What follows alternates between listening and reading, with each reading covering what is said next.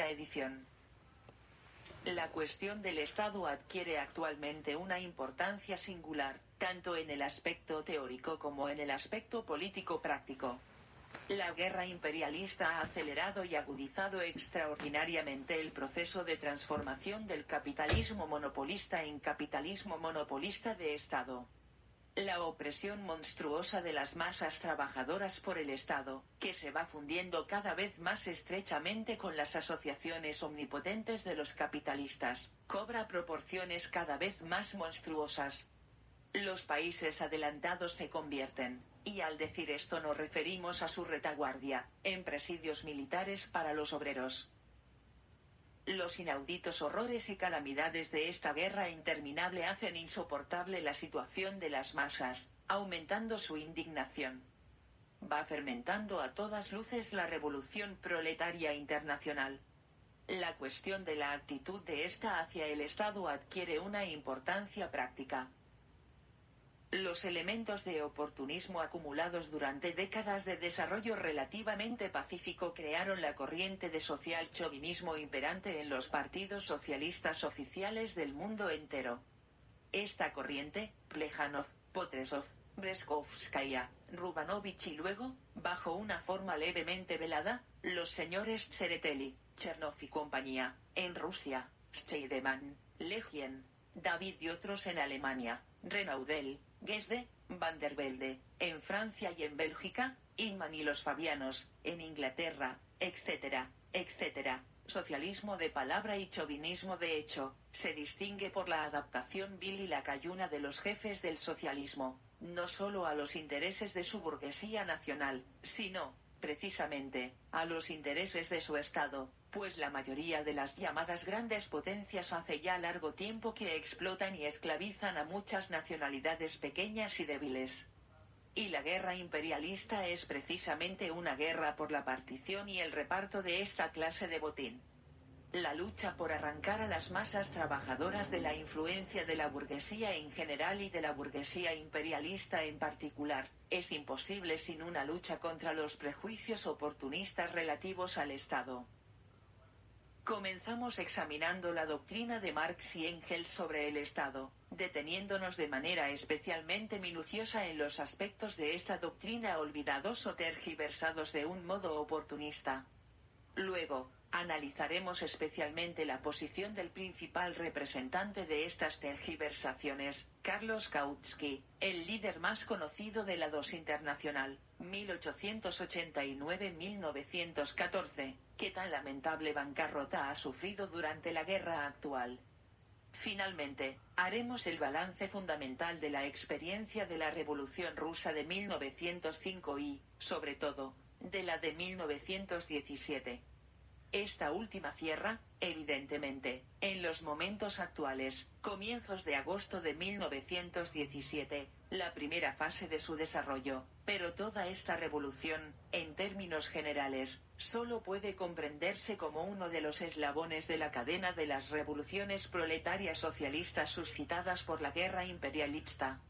La cuestión de la actitud de la revolución socialista del proletariado ante el Estado adquiere, así, no solo una importancia política práctica, sino la importancia más candente como cuestión de explicar a las masas qué deberán hacer para liberarse, en un porvenir inmediato, del yugo del capital. El autor. Agosto de 1917. Prólogo a la segunda edición. Esta edición, la segunda, no contiene apenas modificaciones. No se ha hecho más que añadir el apartado 3 al capítulo 2. El autor. Moscú. 17 de diciembre de 1918. Capítulo 1. La sociedad de clases y el Estado. Apartado 1. El Estado, producto del carácter irreconciliable de las contradicciones de clase. Ocurre hoy con la doctrina de Marx lo que ha solido ocurrir en la historia repetidas veces con las doctrinas de los pensadores revolucionarios y de los jefes de las clases oprimidas en su lucha por la liberación. En vida de los grandes revolucionarios, las clases opresoras les someten a constantes persecuciones, acogen sus doctrinas con la rabia más salvaje, con el odio más furioso, con la campaña más desenfrenada de mentiras y calumnias. Después de su muerte, se intenta convertirlos en iconos inofensivos, canonizarlos, por decirlo así, rodear sus nombres de una cierta aureola de gloria para consolar y engañar a las clases oprimidas, castrando el contenido de su doctrina revolucionaria, mellando su filo revolucionario, envileciéndola. En semejante arreglo del marxismo se dan la mano actualmente la burguesía y los oportunistas dentro del movimiento obrero. Olvidan, relegan a un segundo plano, tergiversan el aspecto revolucionario de esta doctrina, su espíritu revolucionario. Hacen pasar a primer plano, ensalzan lo que eso parece ser aceptable para la burguesía. Todos los socialchauvinistas son hoy, bromas aparte, marxistas. Y cada vez con mayor frecuencia los sabios burgueses alemanes, que ayer todavía eran especialistas en pulverizar el marxismo, hablan hoy de un Marx nacional alemán que, según ellos, educó estas asociaciones obreras tan magníficamente organizadas para llevar a cabo la guerra de rapiña. Ante esta situación, ante la inaudita difusión de las tergiversaciones del marxismo, nuestra misión consiste, ante todo, en restaurar la verdadera doctrina de Marx sobre el Estado. Para esto es necesario citar toda una serie de pasajes largos de las obras mismas de Marx y Engels. Naturalmente, las citas largas hacen la exposición pesada y en nada contribuyen a darle un carácter popular. Pero es de todo punto imposible prescindir de ellas.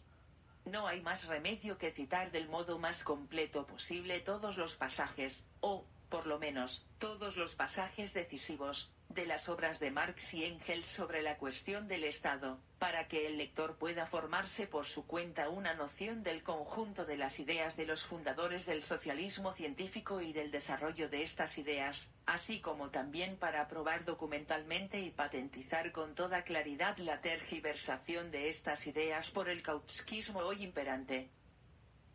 Comencemos por la obra más conocida de Friedrich Engels, El origen de la familia, de la propiedad privada y del Estado, de la que ya en 1894 se publicó en Stuttgart la sexta edición.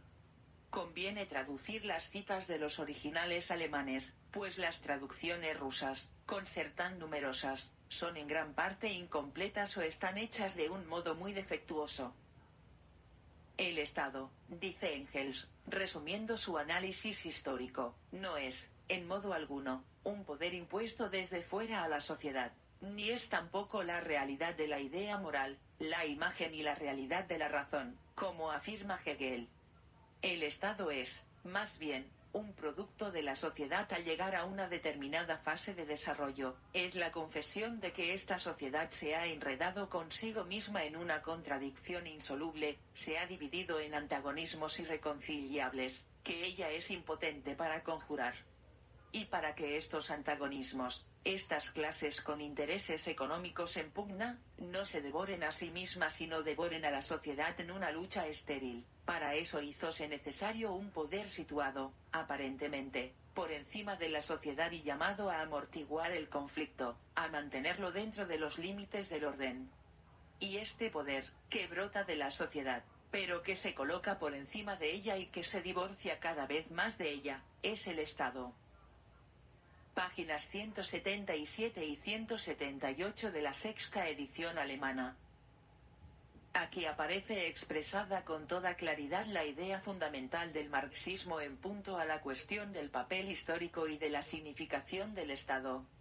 El Estado es el producto y la manifestación del carácter irreconciliable de las contradicciones de clase. El Estado surge en el sitio, en el momento y en el grado en que las contradicciones de clase no pueden, objetivamente, conciliarse. Y viceversa, la existencia del Estado demuestra que las contradicciones de clase son irreconciliables. En torno a este punto importantísimo y cardinal comienza precisamente la tergiversación del marxismo, tergiversación que sigue dos direcciones fundamentales.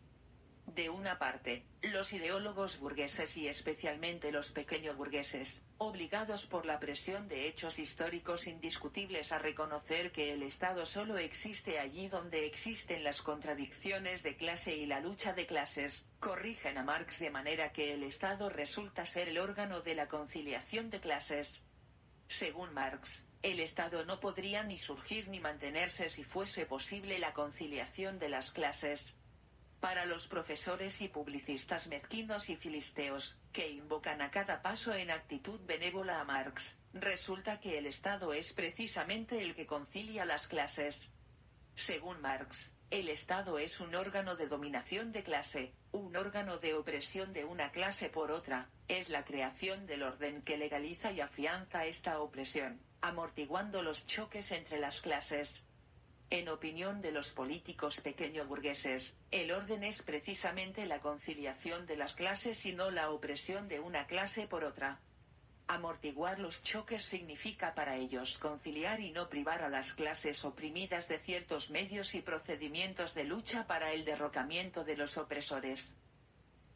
Por ejemplo, en la Revolución de 1917, cuando la cuestión de la significación y del papel del Estado se planteó precisamente en toda su magnitud, en el terreno práctico, como una cuestión de acción inmediata, y además de acción de masas, todos los socialrevolucionarios y todos los mencheviques cayeron, de pronto y por entero, en la teoría pequeño-burguesa de la conciliación de las clases por el Estado. Hay innumerables resoluciones y artículos de los políticos de estos dos partidos saturados de esta teoría mezquina y filistea de la conciliación. Que el Estado es el órgano de dominación de una determinada clase, la cual no puede conciliarse con su antípoda, con la clase contrapuesta a ella, es algo que esta democracia pequeño-burguesa no podrá jamás comprender. La actitud ante el Estado es uno de los síntomas más patentes de que nuestros socialrevolucionarios y mencheviques no son en manera alguna socialistas, lo que nosotros, los bolcheviques, siempre hemos demostrado, sino demócratas pequeño-burgueses con una fraseología casi socialista. De otra parte, la tergiversación kautskiana del marxismo es bastante más sutil. Teóricamente, no se niega ni que el Estado sea el órgano de dominación de clase, ni que las contradicciones de clase sean irreconciliables. Pero se pasa por alto o oculta lo siguiente: si el Estado es un producto del carácter irreconciliable de las contradicciones de clase, si es una fuerza que está por encima de la sociedad y que se divorcia cada vez más de la sociedad, es evidente que la liberación de la clase oprimida es imposible, no solo sin una revolución violenta, sino también sin la destrucción del aparato del poder estatal que ha sido creado por la clase dominante y en el que toma cuerpo aquel divorcio. Como veremos más abajo, Marx llegó a esta conclusión, teóricamente clara por sí misma, con la precisión más completa, a base del análisis histórico concreto de las tareas de la revolución. Y esta conclusión es precisamente, como expondremos con todo detalle en las páginas siguientes, la que Kautsky ha olvidado y falseado. Apartado 2. Los destacamentos especiales de fuerzas armadas, las cárceles, etc. En comparación con las antiguas organizaciones gentilicias, de tribu o de clan, prosigue Engels, el Estado se caracteriza, en primer lugar, por la agrupación de sus súbditos según las divisiones territoriales. A nosotros, esta agrupación nos parece natural, pero ella exigió una larga lucha contra la antigua organización en gens o en tribus. La segunda característica es la instauración de un poder público, que ya no coincide directamente con la población organizada espontáneamente como fuerza armada. Este poder público especial hácese necesario porque desde la división de la sociedad en clases es ya imposible una organización armada espontánea de la población. Este poder público existe en todo Estado, no está formado solamente por hombres armados, sino también por aditamentos materiales, las cárceles y las instituciones coercitivas de todo género, que la sociedad gentilicia no conocía. Engels desarrolla la noción de esa fuerza a que se da el nombre de Estado, fuerza que brota de la sociedad, pero que se sitúa por encima de ella y que se divorcia cada vez más de ella. ¿En qué consiste, fundamentalmente, esta fuerza? En destacamentos especiales de hombres